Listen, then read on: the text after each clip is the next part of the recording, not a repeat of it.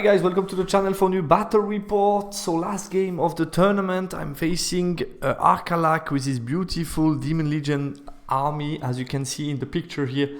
He's an amazing painter, one of the best in Switzerland, and really happy to play against him and have a battle report with his amazing miniatures. You know already my list, this was his list, so he's playing basically kind of an MSU shooty list. So we have two very strong characters between the Vanadra full option, then the general who is going to be the courtesan of Sibaresh. He has then small unit in core, 3 small lemurs, 1 small imps, double Op Harvester with obviously the Aura of Despair, which is automatic on them. One of them is the big, so the Engine of Damnation, the other one is the small one that's going to go in the unit of 12 unnatural roots, lemurs. Then he has a fifth scoring unit, which is unit of Brazen Beast with a flaming attack, the Eidolon with flaming attack as well, which is good news for me, and then 5 Furies as a chaff. We were playing Breaking Flags on Frontline Clash, and below you have the spell selection for both of us. Matchup analysis. So double Op Harvester can do a lot of damage, but my Blunderbuss 2, and I think I have a list that resists pretty well to range damage overall. And especially here against his Hope Harvester, shouldn't do too much to the Titan, shouldn't do too much to my blocks, except maybe the Lugars that are a bit more sensitive, but the rest has harm save, good resilience, so I shouldn't suffer too much to that. I will try to target the single model with magic and shooting to reduce the amount of threat, and that's also the most juicy stuff. Also trying to target the smaller scoring unit here, thinking about the Brazen Beast. That should be one of my main targets, because those Brazen Beasts can easily die to magic and shooting and could be a first point in the secondary objective. No big block, so I should be able to push in this matchup and play on the strengths of my ranks. Estimation, it's an open matchup, I felt. Deployment wise, so my opponent Wanderer for side gave me south. I think it's a pretty symmetric battle line.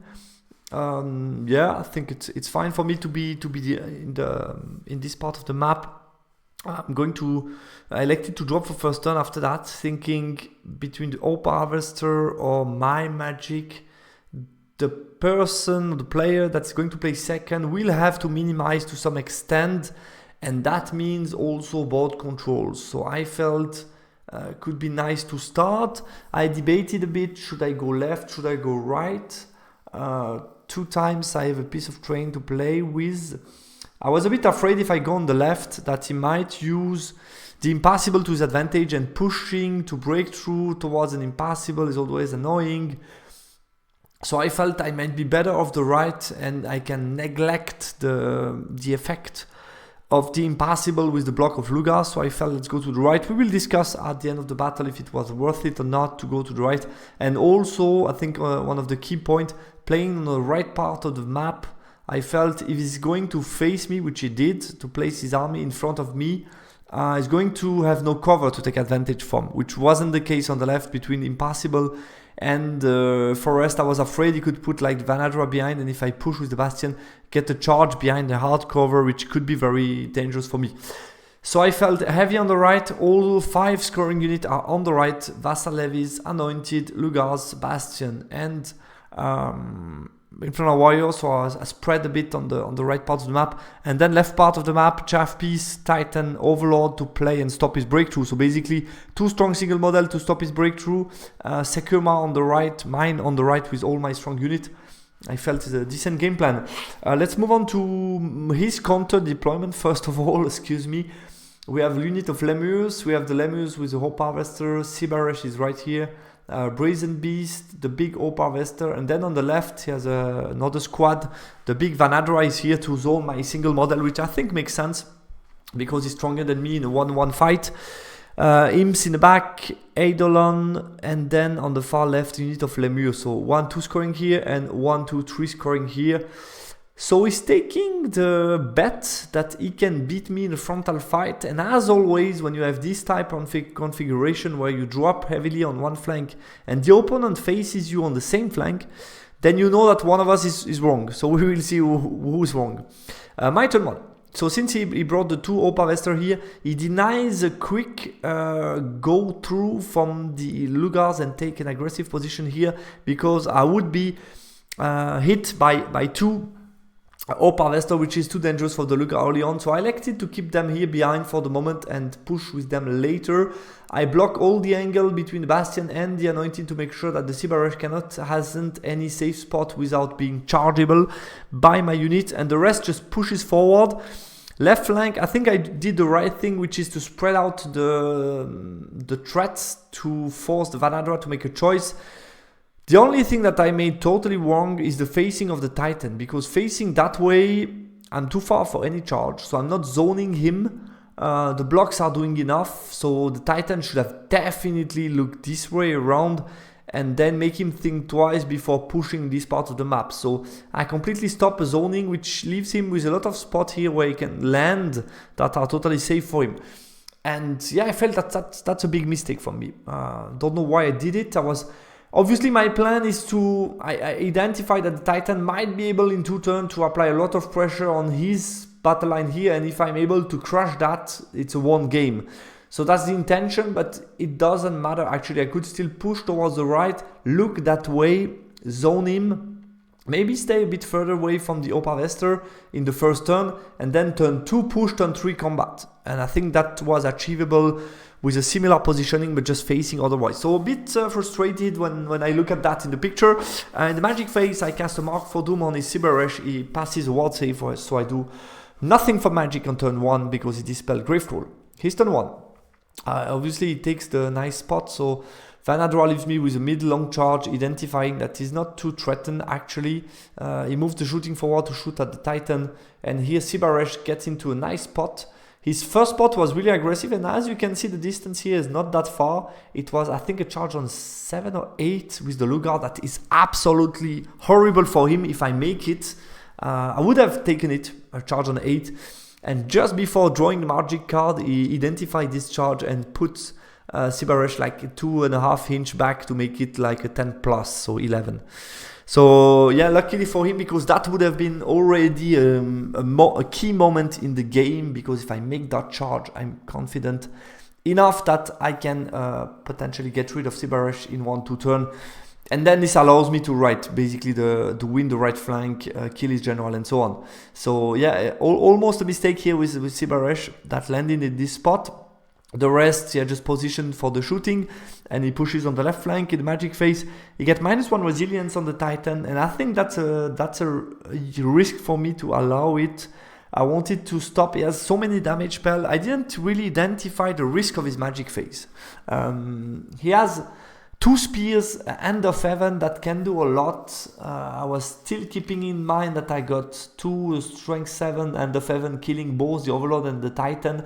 So I was a bit afraid by that, and therefore I led through the -1 resilience. He got then a spear that I didn't ward save, so did 2 wounds to my Titan, and I dispelled the End of Heaven. And then in between his shooting phase and magic, so I put the odds here.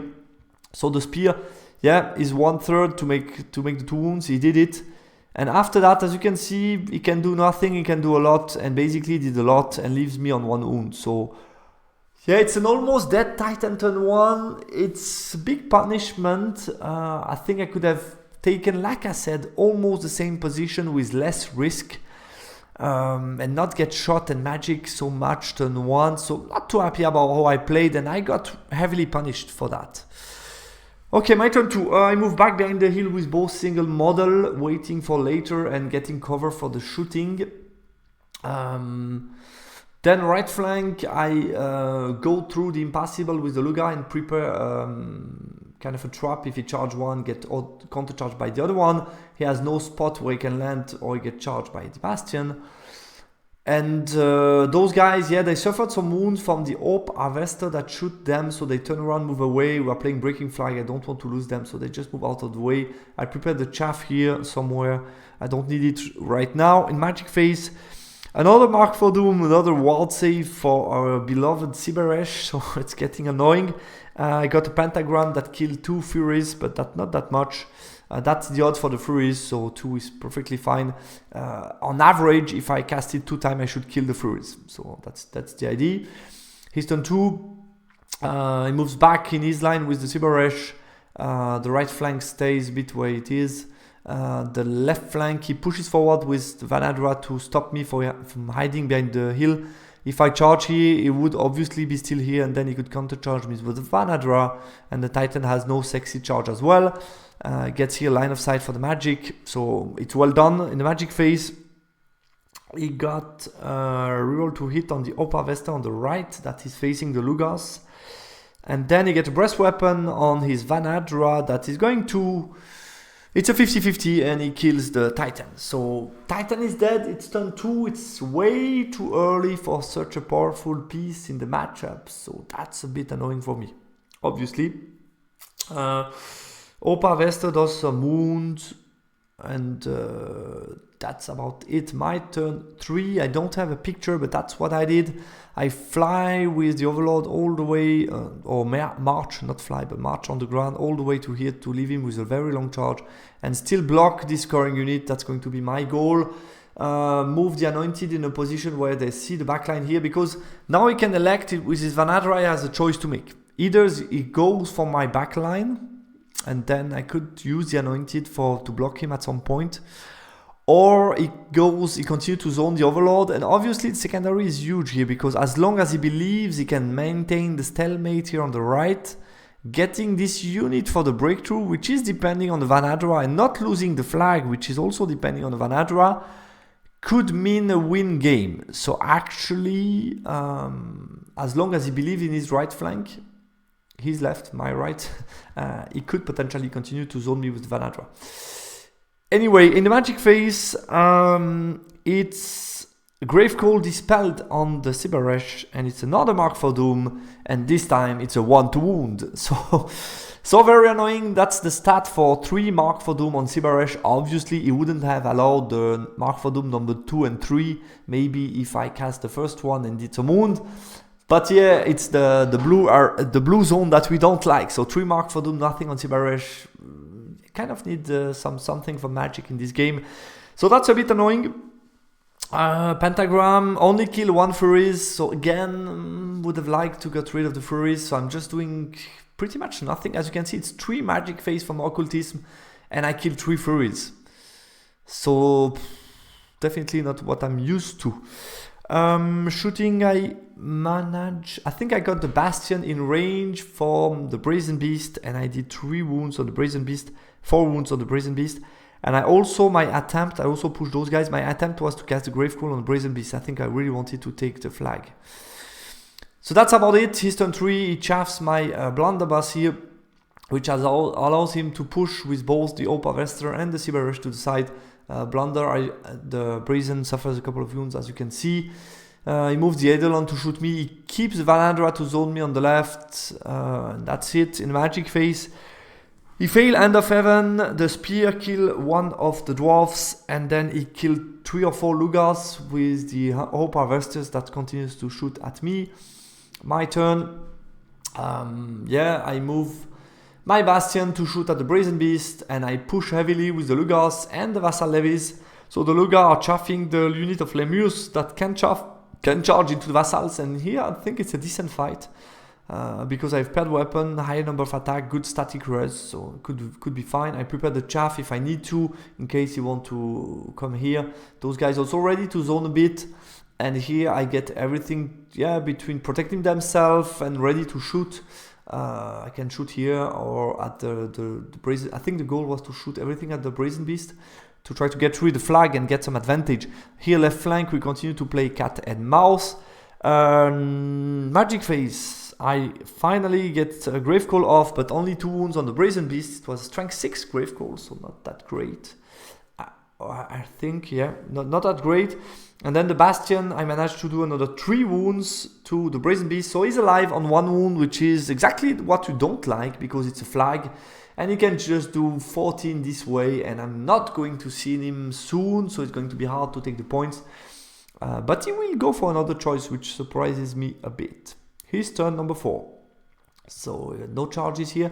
He moved the Brazen Beast here in between, moved those guys forward to shoot me. He makes something very smart. He didn't realize it straight away, but it's really smart, which is moving forward to keep me out of the breakthrough zone, meaning if I don't go through the unit, I'm not going to break through. So I think that's quite interesting. What else? What else? Yeah, move Sibaresh to the side. Vanadra still zones me, pushes forward towards the breakthrough, so he makes sure that he gets that and gets the shooting ready. In Magic Phase, I Dispel on the Feven, he got reroll 2 hit on the shooting weapon, the spear did nothing on the Anointed, and he killed a couple of warrior and Lugars with his shooting as always. My turn 5, I got 2 charge on the right, so I have a couple of combat turn, actually 3 to get rid of the units and then reform and be in the breakthrough, so I felt that's fine. I turn around and go wider to shoot at the Brazen Beast with 1 wound left. Chaff, Sibaresh, those guys are directly in the breakthrough zone. I wanted to make sure that I'm in the zone. So I get 1 unit, potentially 2 on the next turn, maybe 3 or 4 here. So going heavy for the secondary here. The Overlord move all the way back to stop the imps. I know that I cannot stop the lemurs, so they're going to break through. I'm going 2, so I'm feeling I have some advantage here.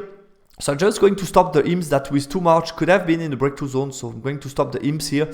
That's going to be enough. I could have actually, what could have been interesting, is just look the other way around actually. Give him, yeah, maybe if I give him the back, he charges me, has a charger back, then he holds me on plays because I do some damage, but we stick, then he brings Vanadra and kills me. So I think it would have been too dangerous, obviously.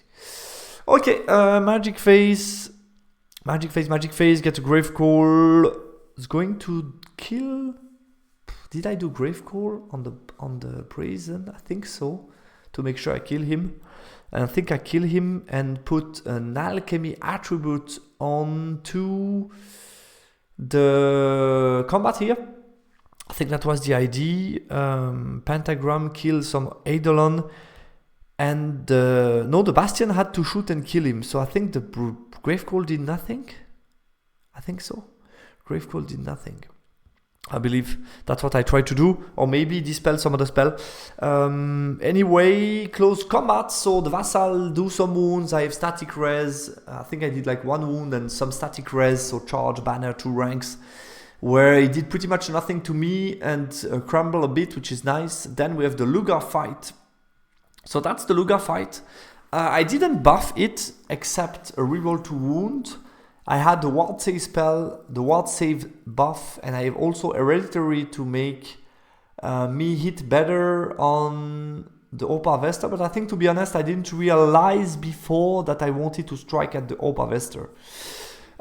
So therefore, I didn't buff really the combat except reroll to wound. I don't manage to kill the Opa Vester. I think I do overall, yeah, decent 4 wounds.